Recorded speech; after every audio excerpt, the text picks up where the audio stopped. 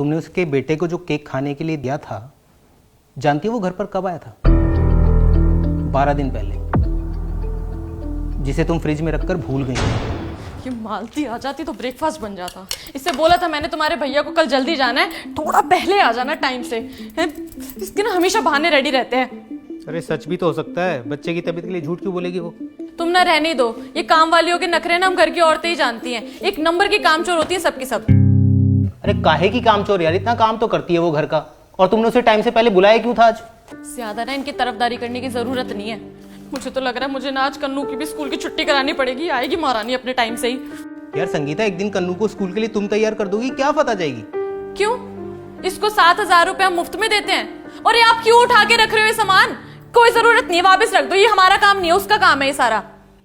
अगर मैं ये कपड़े इनकी जगह पे रख दूंगा तो क्या फर्क पड़ जाएगा?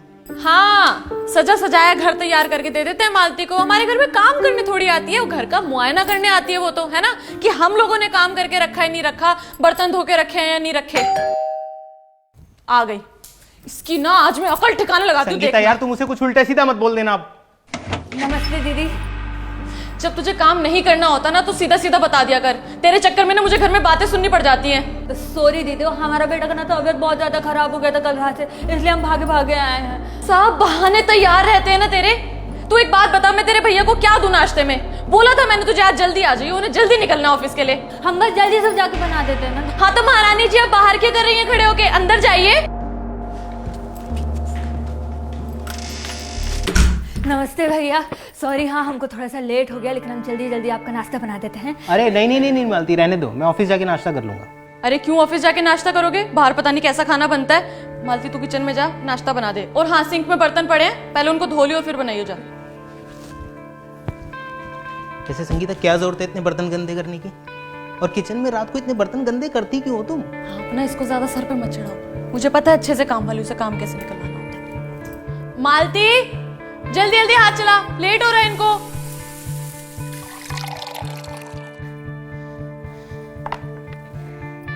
दीदी आपका भी नाश्ता लगा दें? तू मेरी छोड़, तू जाके पहले कन्नू को तैयार कर। ठीक है। अरे सुनो सुनो सुनो, हाँ। बेटा कैसा है तुम्हारा? भैया उसको तो रात से ही बहुत तेज बुखार है। अरे इसने कुछ खिलाया होगा उल्टा सीधा उसको। इनका तो वैसे भी खाना खुला मिलता है। अरे नहीं दीदी, हम उसको बाहर का खाना खाने नहीं देते हैं। वो तो बस कल खाना जब खा रहा था ना, तो उसके बाद हम उसको बस केक खिला देते जो आप दिए थे। सुना तुमने? तू कहना क्या चाहती है कि मैंने जो केक तेरे बेटे के लिए भेजा उससे तेरा बेटा बीमार हो गया? नहीं दीदी, हम ऐसा नहीं कह रहे हैं, आप गलत समझ रही हैं। संगीता, मालती तुम जाओ, कन्नू को तैयार करो। हाँ हाँ। बहुत तरफदारी कर रहे थे ना इसकी। देखा कैसी कैसी ऐसी जुबान चलती है इसकी। बोल रही है कि मैंने जो इसके बेटे के लिए केक भेजा उससे इसका बेटा बीमार हो गया। उसने ऐसा नहीं बोला है संगीता, और अगर वो ऐसा बोलती भी तो क्या गलत बोलती? तुमने उसके बेटे को जो केक खाने के लिए दिया था, जानती हो वो घर पर कब आया था? 12 दिन पहले, जिसे तुम फ्रिज में रखकर भूल गई थी।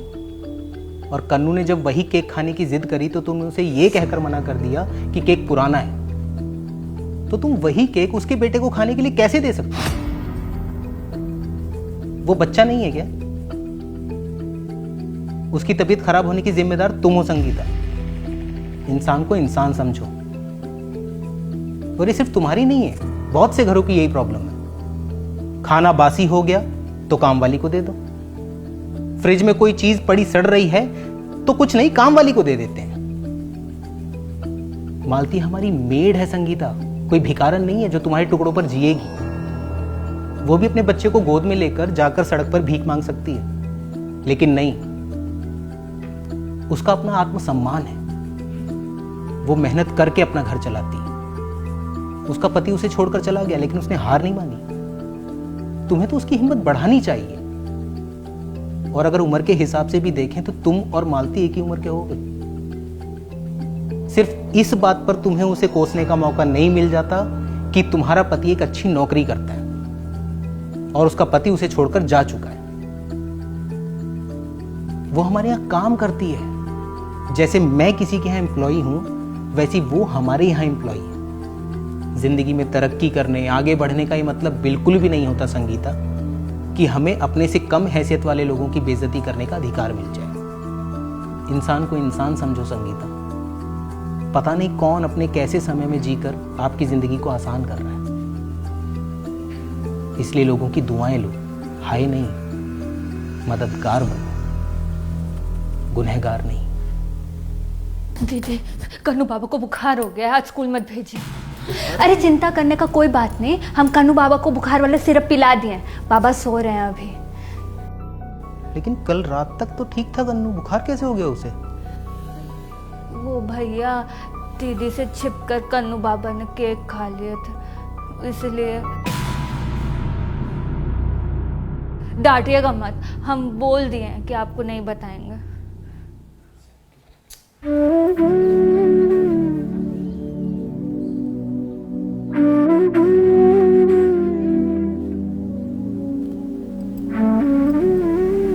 तुमने अपने बेटे को दवाई दी? उसका कोई टेंशन नहीं है दीदी, हम उसको समझा दिए हैं कि माथा पर पानी का पट्टी डालना है, तो कोई दिक्कत नहीं है ऐसा। और उसको तो ऐसे भी बहाना चाहिए कि मम्मी साथ में रहे, है ना। हम सोच रहे जाके झाड़ू पोछा कर लेते हैं, ठीक है ना। आपको जो कपड़ा खिंचवाना है वो निकाल के रख लीजिएगा। हाँ, जो ढोते हैं कंधों पर घर की जिम्मेदारियों का बोझ, कोशिश कीजिए कि आपकी वजह से उनके पैर न जख्मी हों।